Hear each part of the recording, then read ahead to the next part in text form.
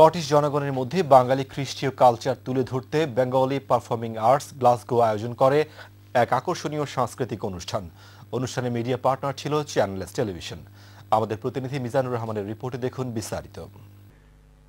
গ্লাসগোর east রেনফোশায়ারের Eastwood park থিয়েটারে Bengali performing আর্টসের উদ্যোগে আয়োজিত হয় এক আকর্ষণীয় সাংস্কৃতিক অনুষ্ঠান।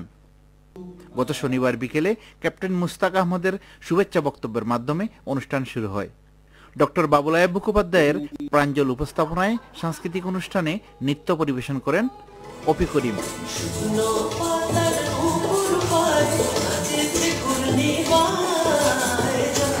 এছাড়া শিশু ও স্থানীয় শিল্পীদের সাথে নিয়ে এক ব্যতিক্রমধর্মী বিনোদন অনুষ্ঠান উপহার দেন বাংলাদেশের প্রখ্যাত শিল্পী অপি করিম।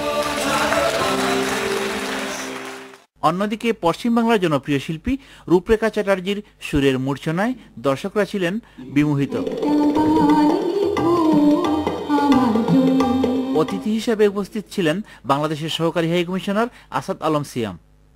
বাঙালি কৃষ্টি ও কালচার স্কটিশদের মাঝে ছড়িয়ে দিতেই এ ধরনের আয়োজন, জানালেন বেঙ্গলি পারফর্মিং আর্টসের সারোয়ার হাসান। বাঙালি কালচারকে এখানে পরিচিত করা, বিশেষ করে স্কটিশ কমিউনিটির সঙ্গে যে একটা সোশ্যাল বন্ডেজ আমাদের বাঙালি কমিউনিটির, সেটাকে প্রমোট করাই এর মূল উদ্দেশ্য ছিল। দুই বাংলার বিপুল সংখ্যক প্রবাসী অনুষ্ঠানে যোগ দেন। পরিশেষে আগত সবাইকে ধন্যবাদ জানান ডক্টর অশোক রয়। অনুষ্ঠানে মিডিয়া পার্টনার ছিল channel S television. Mizanur Rahman, channel S news, Scotland.